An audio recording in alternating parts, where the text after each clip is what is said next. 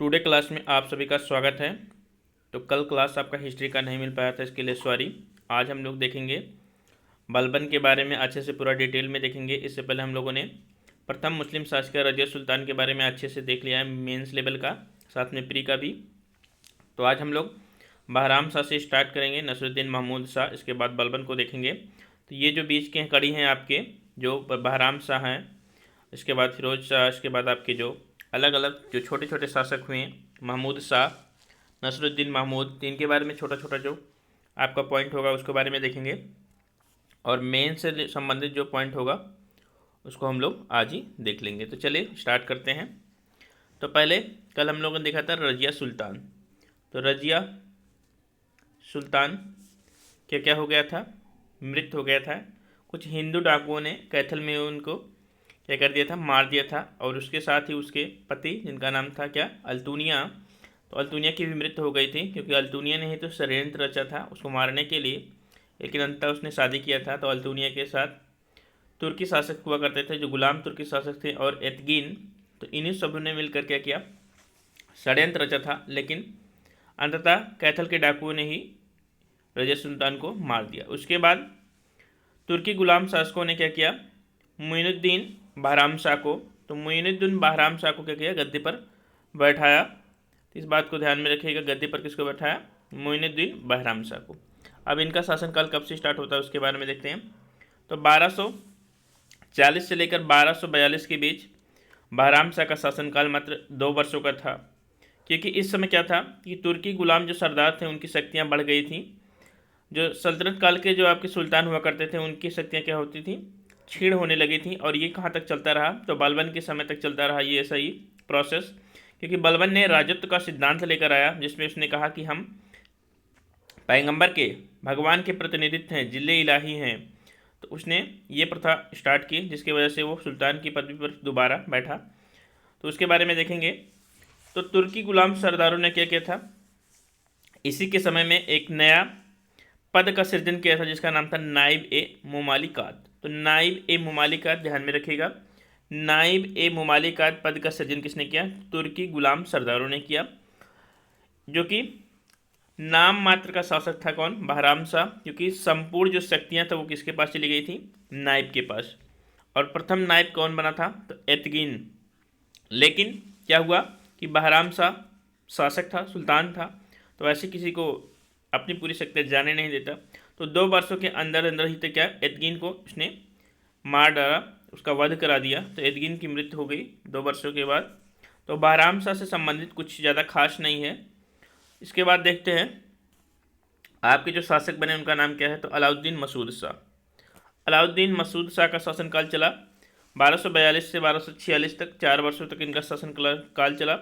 ये किसके किसके पुत्र थे, तो फिरोज शाह के, फिरोज शाह के पुत्र माने जाते हैं अलाउद्दीन मसूद शाह, फिरोज शाह के पुत्र हैं।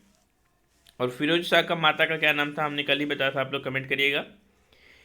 ये एक पॉइंट आपको याद रखना है कि इनके सिक्कों पर क्या है, सर्वप्रथम बगदाद के अंतिम खलीफा, लेकिन कौन खलीफा, अब्बासी खलीफा, उमैयद खलीफा नहीं, अब्बासी खलीफा। अब्बासी खलीफा अंतिम जो है वो उनका नाम है अल मुस्तसीम। तो अल मुस्तसीम का नाम अंकित मिलता है इनके सिक्के पर, किसके, अलाउद्दीन मसूद शाह के। तो ये प्री पॉइंट ऑफ व्यू से पूछा जा सकता है, चाहे आईएएस में पूछा जाए, चाहे पीसीएस में, चाहे अन्य एग्जाम में, किसी में भी पूछा जा सकता है। साथ में जो नायब का पद स्टार्ट किया था गुलाम तुर्की सरदारों ने, उस समय कौन थे, उस समय पद पर कौन बैठ गए, क्योंकि एतगीन की तो मृत्यु हो गई। इसके बाद कुतुबुद्दीन हसन को बनाया गया। तो कुतुबुद्दीन हसन को बनाया गया क्या, नायब का पद। तो नायब का पद इनको दिया गया। और तुर्की सरदारों में बलबन को अमीर ए हाजिब, तो अमीर ए हाजिब का पद दिया गया, किसके समय में, तो आपके किसके समय में दिया गया था, तो मसूद शाह के समय में। तो मसूद शाह के समय में बलबन को दिया गया अमीर हाजिब का पद। रजिया सुल्तान ने दिया था अमीर शिकार का पद। तो याद रखिएगा सारी चीज़ें। चलिए नेक्स्ट पॉइंट देखते हैं क्या है। इसके बाद इनकी भी मृत्यु हो जाती है। इसके बाद आते हैं आपके नसरुद्दीन महमूद। तो इनका शासनकाल थोड़ा सा लंबा चला था, नसरुद्दीन महमूद का 1246 से 1265 के बीच इनका शासनकाल चला। दिल्ली का आदर्श सुल्तान माना जाता है, क्यों, क्योंकि ये राज्य के खर्च पर अपना जीवन यापन नहीं करता था, अपनी कहा जाता है कि अपनी ही पत्नी से खाना बनवाता था, उसके दरबार में दासी नहीं थी ये कहा जाता है। लेकिन कुछ इतिहासकार, जो आधुनिक इतिहासकार है, वो ऐसा नहीं मानते हैं, क्योंकि जो उसकी पत्नी थी वो कौन थी, वो बलबन की पुत्री थी। तो बलबन तो वैसे भी सुल्तान का पद धारण करने वाला था, महान योद्धा था, तो ऐसा तो कर नहीं सकता, तो ये कहना गलत होता है। साथ में उसने क्या किया था, राज्य के धन को अपनी सुख सुविधा से वंचित कर दिया था। सुख सुविधा पर अपने खर्च पे नहीं खर्च करता था राज्य के धन को, क्योंकि वो जनता का धन था, इसलिए वो सोचता था। इसलिए इसको मिनहाज ने क्या कहा है, आदर्श व्यक्ति कहा है, ये आदर्श व्यक्ति है। तुर्की सरदारों का नेता बलबन हुआ करता था उस समय, और उसने बलबन की पुत्री का नाम क्या था, हुजैदा। नाम याद रखिएगा, पूछा जा सकता है। बलबन की पुत्री का नाम था हुजैदा का विवाह नसरुद्दीन महमूद से बलबन ने किया था। तथा क्या बलबन को कौन सी उपाधि दी थी, तो नायब तथा उलूग खां की उपाधि बलबन को दी थी किसने, नसरुद्दीन महमूद ने। तो ये बातें आपको याद रखना है नसरुद्दीन महमूद के बारे में। आगे देखते हैं, नसरुद्दीन को हटाकर कहा जाता है कि नसरुद्दीन की मृत्यु हो गई थी। किसी किसी इतिहास ने कहा कि नसरुद्दीन की अचानक ही 1265 में मृत्यु हो जाती है, और कई इतिहासकार क्या कहते हैं कि बलबन ने उसको हटाया था और गद्दी पर अपने आप को बिठाया था। तो अलग अलग इतिहासकारों का अपना अपना अलग अलग मत है। तो देखते हैं, क्योंकि फरिश्ता इब्न बतूता के कहना मानना है क्या कि बलबन ने ही उसको हटा दिया था। देखते हैं अब बलबन, इससे पहले हम लोगों ने शमसी वंश को देखा था, तो शमसी वंश का अंतिम शासक कौन था, तो नसरुद्दीन महमूद। पूछा जा सकता है कि शमसी वंश का अंतिम शासक, जिसको दिल्ली का आदर्श सुल्तान माना जाता है मिनहाज के अनुसार, तो वो था कौन, नसरुद्दीन महमूद। अब स्टार्ट होता है इलवरी वंश। तो 3 वंशों में हम लोगों ने गुलाम वंश को पढ़ा है। तो इलवरी वंश का प्रथम शासक कौन था, तो बलबन। तो बलबन के बाद हम लोग कैकुवाद और क्यूमर्स को देखेंगे। तो आज बलबन तक का पूरा कंप्लीट करेंगे। तो इलवरी वंश का प्रथम शासक कौन माना जाता है, बलबन, जिसका शासनकाल काफ़ी लंबा चौला, इसका भी 1266 से 1287 के बीच इसका शासनकाल चला। बलबन का उपाधि धारण की थी उलूग खां की, जिसने किसने दिया था, तो नसरुद्दीन महमूद ने दिया था बलबन को ये उपाधि। साथ में नियामत खुदाई और जिले इलाही। तो जिले इलाही, नियामत खुदाई, गियासुद्दीन, ये सभी क्या थे, इसके उपाधि थे। और बलबन को खरीदा किसने था, तो खुफिया कातिल, बर्नी ने इसको क्या कहा है, खुफिया कातिल, जनता का पिता एवं नायक, बर्नी ने इसको कहा है। बलबन को खरीदा था एक बगदाद का जो व्यापारी हुआ करता था, जिसका नाम था जलालुद्दीन वसरे। तो जलालुद्दीन वसरे या वसरी ने क्या किया था, इसको खरीदा था, ये बात आपको याद रखनी है। फिर ये खरीद कर क्या दिल्ली के मार्च से होता हुआ दिल्ली आया था, और दिल्ली में ही किसने, इल्तुतमिश ने, ग्वालियर विजय के बाद। तो ग्वालियर विजय के बाद आगे देखते हैं कि किसने खरीदा था, तो दिल्ली में इसको इल्तुतमिश ने खरीदा था ग्वालियर विजय के पश्चात। तो ग्वालियर विजय जो कि 1232-33 में करता है, उसके उपलक्ष्य में इसको खरीदा था किसको, तो आपके बलबन को, और पद दिया था क्या, खासदार। तो खासदार यानी कि अंगरक्षकों का प्रधान। लेकिन अलग अलग इतिहासकार अपना अपना अलग अलग मत देते हैं। इब्न बतूता के अनुसार क्या है कि बलबन की कुरूपता के कारण इल्तुतमिश ने उसे खरीदने से इनकार कर दिया था, क्योंकि वो बहुत कुरूप दिखता था। तो कुरूपता के कारण क्या किया था, बलबन ने उसे खरीदने से इनकार कर दिया था। लेकिन बलबन ने कहा कि आपने 99 दासों को तो खरीद लिया है, मान लीजिए, तो 99 दासों को खरीद लिया है, तो ईश्वर के लिए मुझे एक दास मानकर खरीद लीजिए। तो उसने खरीदा था, इब्न बतूता का कहना है, और उसको सक्का, याद रखिएगा, सक्का का उपाधि दिया था। सक्का मतलब क्या होगा, पानी लाने वाला। तो पानी लाने वाला कार्य सौंपा था इब्न बतूता के अनुसार, लेकिन ऐसा नहीं है। ये बहुत से इतिहासकार इसको गलत मानते हैं, क्योंकि इसने बलबन को खासदार यानी कि अंगरक्षकों का प्रधान का पद दिया था, और 40 का सदस्य भी बनाया था, क्योंकि तुर्कान-ए-40 का गठन किसने किया था, तुर्कान-ए-40 का गठन किया था इल्तुतमिश ने, और इसका भी सदस्य बन गया था कौन, तो बलबन। और इसी की वजह से इसका सदस्य बनकर ये आगे बढ़ता हुआ सुल्तान के पद तक पहुंचा था। तो अलग अलग रजिया ने इसको दिया था अमीर शिकार का पद, याद में रखिएगा, अमीर ए शिकार। तो अमीर ए शिकार का पद दिया था किसने, रजिया ने। और बहराम शाह ने अमीर ए आखुर का पद दिया था, अमीर ए आखुर। तो ये सभी प्री के लिए इंपॉर्टेंट है, मेंस के लिए कोई बात नहीं है। अमीर आखुर का पद दिया था बहराम शाह ने, और मसूद शाह ने तो अमीर हाजिब का पद दिया था, हमने पहले ही बता दिया, और नसरुद्दीन महमूद ने इसको नायब का पद दिया था। आगे देखते हैं प्रारंभ में इसकी कठिनाइयाँ कौन कौन सी हुई, तो उसके बारे में देख लेते हैं कि बलबन के समय में कठिनाइयों का सामना बलबन ने कैसे किया।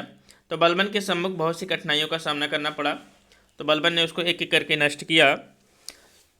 सबसे पहले बलबन, क्योंकि बलबन के समय के आते आते क्या हुआ, सुल्तान का जो पद हुआ करता था वो बहुत ही क्षीण हो गया, दुर्बल हो गया, क्योंकि उस समय जब इल्तुतमिश की मृत्यु हो जाती है उसके बाद गुलाम तुर्की शासकों का जो होता है वो वर्चस्व बढ़ जाता है, और जो सुल्तान की जो पदवी थी वो क्या हो जाती है, उसकी प्रतिष्ठा नष्ट होने लगती है। तो इसको कायम करने के लिए इसने बहुत ही संघर्ष किया। सबसे पहली कठिनाइयाँ तो इसकी यही थी कि सुल्तान की जो प्रतिष्ठा का नष्ट हो जाना, तो इसके लिए सबसे बड़ी चुनौती थी, इसलिए इसने क्या किया, राजत्व का सिद्धांत अपनाया। साथ में नेक्स्ट पॉइंट है कि दिल्ली सल्तनत की सुरक्षा और उसका संगठन, क्योंकि वो अलग अलग में बढ़ चुके थे उस समय, राज्य बहुत दुर्बल हो चुका था, तो उसका सुरक्षा और संगठन करना था उसको। मंगोलों का भय, तो मंगोलों के आक्रमण का भी भय हुआ करता था।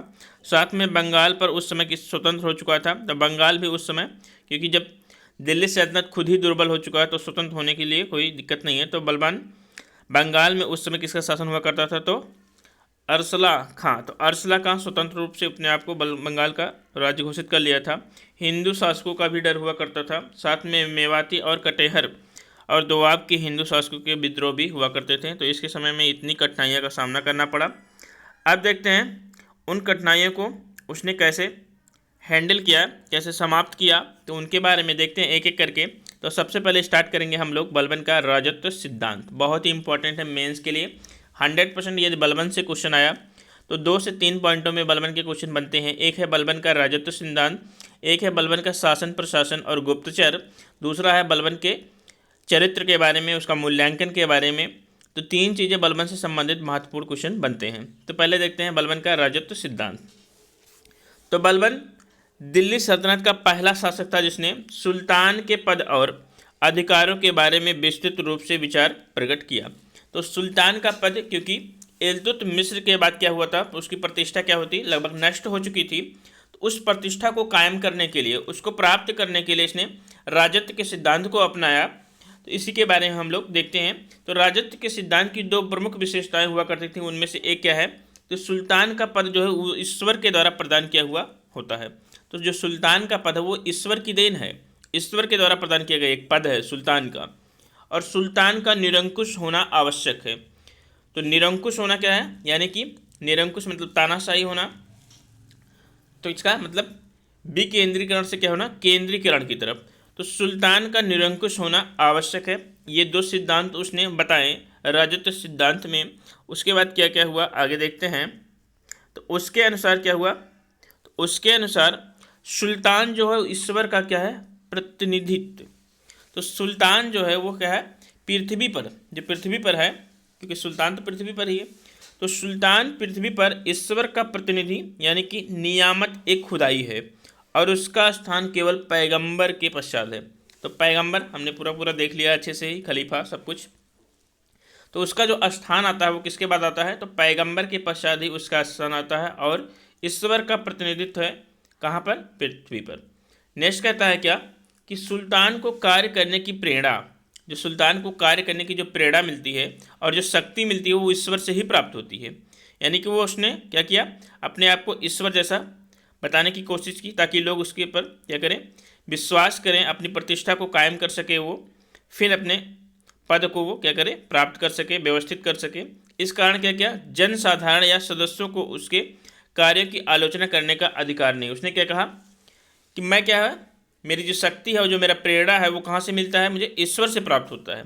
इसलिए आप सभी को, चाहे वो जन साधारण हो, चाहे कोई अमीर सदस्य हो या अमीर सरदार हो, कोई भी हो, उसको उसके कार्यों की आलोचना करने का अधिकार नहीं है, उसने कहा। आगे क्या किया, अपने राजत्व को प्रभावी बनाने के लिए कौन कौन से कार्य किए, उसने क्या क्या बताया, उसके बारे में देखते हैं। तो सबसे पहले कार्य उसने क्या किया कि ईरान, तो मशहूर ईरानी बादशाह उस समय हुआ करते थे, मशहूर ईरानी बादशाह, तो उसको क्या कहा, अफरासियाब को अपना वंशज बताया। तो मशहूर मशहूर ईरानी बादशाह अफरासियाब को अपना वंशज बताया इसने, क्योंकि अब इसने कहा कि मैं अफरासियाब का वंशज हूँ, अपने आप को बताया। साथ में बलबन ने संजर मतलब इस्लाम का नायक को अपना पथ प्रदर्शक बताया। नेक्स्ट कहा कि दरबार का गठन फारसी पद्धति पर किया, तो उसने अपने दरबार का जो गठन किया वो किसके पद्धति पर किया, फारसी पद्धति पर किया। उसने अधिकांशता एकांत में रहना प्रारंभ किया, क्योंकि क्या करते हैं जो ईश्वर यानी कि सुल्तान है, जो महान है, जो सबके क्या है सेवक हैं, सबके रक्षक हैं, तो वो अकेले रहना ही पसंद करेंगे, तभी तो उसकी प्रतिष्ठा बढ़ेगी। जब सभी के साथ रहेंगे तो प्रतिष्ठा कहीं की बढ़ेगी। तो क्या क्या उसने क्या किया, एकांत में रहना पसंद किया, एकांत में रहना प्रारंभ किया। शराब पीना बंद कर दिया, साधारण व्यक्तियों के साथ मिलना जुलना बंद कर दिया, साधारण व्यक्तियों यहाँ तक कि अमीरों के साथ या सरदार से भी मिलना जुलना बंद कर दिया। और उसने क्या कहा कि जब मैं किसी नीच व्यक्ति को देखता हूँ तो मेरी आंखें इतनी झल्ला जाती हैं कि मेरा हाथ जो हो जाके तलवार पर पड़ता है कि उसकी गर्दन को उड़ा दूँ। तो उसका कहना है, तो ये अलग अलग इतिहासकार अपना अपना कहते हैं। साथ में वो क्या कहता है, उसने अपने पुत्र की मृत्यु पर भी क्या किया, तनिक भी विचलित नहीं हुआ।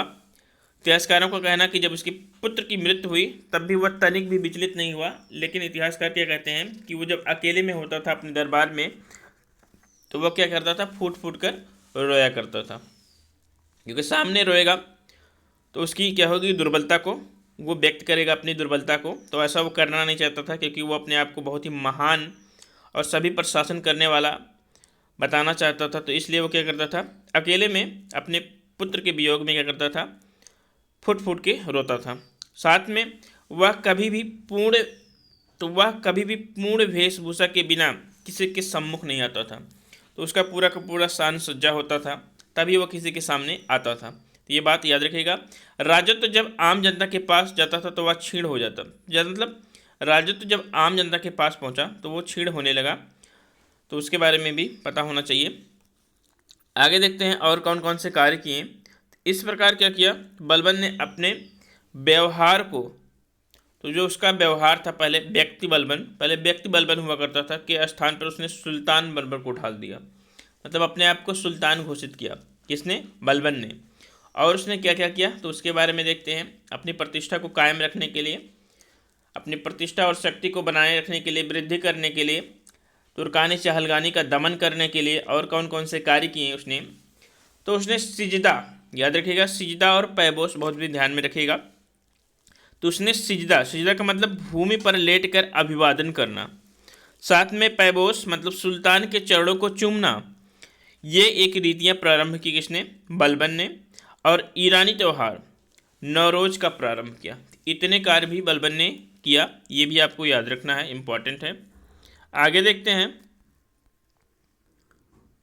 आगे कहा गया कि तुर्की सरदारों अथवा 40 गुलाम सरदार यानी कि तुर्कान ए चहलगानी का किया, उसने समाप्त किया। जो कि स्टार्ट किया था किसने, इल्तुतमिश ने स्टार्ट किया था, उसका समापन किया। क्यों किया, इसलिए किया क्योंकि बलबन जो है वो स्वयं तुर्कान ए चहलगानी का सदस्य हुआ करता था। शुरुआत में उसको ये पता था कि उसकी हरकतें, तुर्कान ए चहलगानी की हरकतें क्या हैं, किस प्रकार वो दमन कर सकते हैं किसी का भी एकजुट होकर।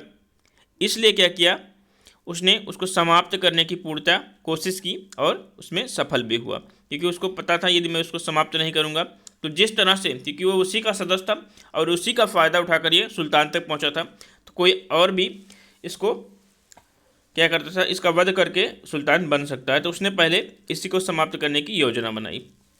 तो बलबन ने क्या किया, 40 यानी कि तुर्कान चहलगानी का दमन किया, क्योंकि यही संस्था राजनीतिक अस्थिरता के लिए उत्तरदायी थी। इसलिए क्या किया, इसका दमन इसने कर दिया। साथ में और काम कौन कौन से कार्य किए, तो बदायूं के इक़्तिदार या सूबेदार जिनका नाम था मलिक वकवक, तो मलिक वकवक याद रखिएगा नाम, को जनसाधारण के सम्मुख कोड़ों से पिटवाया, क्योंकि उसने एक दास को कोड़ों से पीटकर मार दिया था। तो इसकी न्यायप्रियता को दर्शाता है। कुछ इतिहासकार कहते हैं कि बलबन जो वो न्यायप्रिय था, लेकिन उसकी क्रूरता भी सामने आती है, उसको देखेंगे। तो बदायूं के सूबेदार मलिक वकवक को जनसाधारण के सम्मुख कोड़ों से पिटवाया था इसने, क्योंकि उसने क्या किया था, एक दास को कोड़ों से पीटकर मार दिया था। इसी प्रकार अवध के भी एक सूबेदार हुआ करते थे जिनका नाम था हैबात खां, तो उनको भी 500 कोड़े लगवाया था हैबात खां को। तो ये भी आपको याद रखनी है। आगे देखते हैं प्रोफेसर हबीबुल्ला जी क्या कहते हैं। तो प्रोफेसर हबीबुल्ला जी कहते हैं कि इसके न्याय की ये क्या है, इसके न्याय की प्रशंसा करते हैं, उसके न्याय की प्रशंसा करते हैं बलबन की, ये बहुत ही न्यायप्रिय है।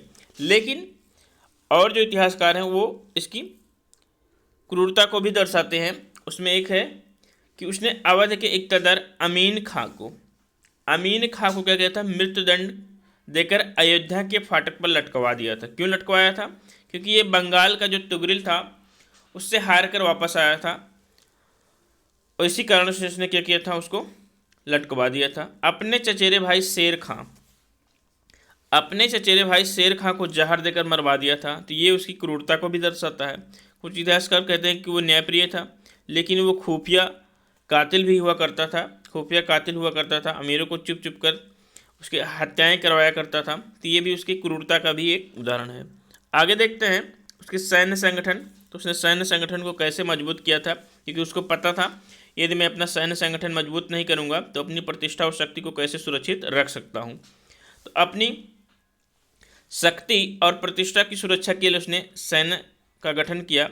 मंगोल आक्रमण से सुरक्षा और आंतरिक विद्रोह को भी दबाने के लिए, क्योंकि उस समय मेताबी, कटेहर आदि जो हिंदू शासक हुआ करते थे वो स्वतंत्र रूप से अपने राज्य की स्थापना कर चुके थे, और उनके आक्रमण को दबाने के लिए बंगाल के जो स्वतंत्र राज्य हुआ करते थे उनको दबाने के लिए इसने क्या किया, सेना का गठन किया।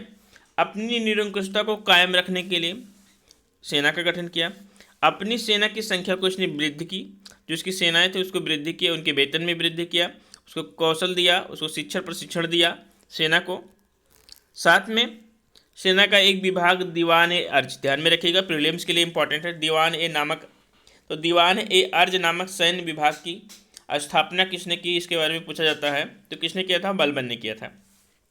और पहला प्रमुख किसे नियुक्त किया गया था? तो इमाद उल मुल्क, याद रखिएगा इंपॉर्टेंट है, इमाद उल मुल्क को। तो इमाद उल मुल्क को पहला प्रमुख इसको नियुक्त किया गया था दीवाने अर्ज का, जो कि एक सैन्य विभाग था। सैनिक अभ्यास प्रबंध, जैसे इस समय युद्ध अभ्यास चलते रहते हैं अलग अलग देशों के साथ, तो अपनी क्षमता को बनाए रखने के लिए युद्ध अभ्यास भी करते रहते हैं लोग, ताकि उनकी शक्तियों को वो मेंटेन कर सकें। तो युद्ध अभ्यास भी किया करता था, उस पर भी बल दिया करता था कौन? बलबन। आगे देखते हैं शासन एवं गुप्तचर विभाग का भी गठन किया। तो गुप्तचर विभाग से भी बहुत ही अच्छे तरीके से गुप्तचर विभाग का उसने गठन किया था। और उसको मात्र एक ऐसे लोग थे जो कि डायरेक्ट जाकर सुल्तान से मिल सकते थे, और कोई भी अमीर हो, जनसाधारण व्यक्ति हो, कोई भी क्या हो, सरदार हो, वो सुल्तान से डायरेक्ट नहीं मिल सकता था सिवाय गुप्तचर के। आगे देखते हैं बलबन ने शासन का नियंत्रण पूर्णतया अपने हाथों में रखा था। तो जो शासन का पूरा नियंत्रण होता था वो अपने हाथों में रखा था, क्योंकि वो किसी पर विश्वास नहीं करता था।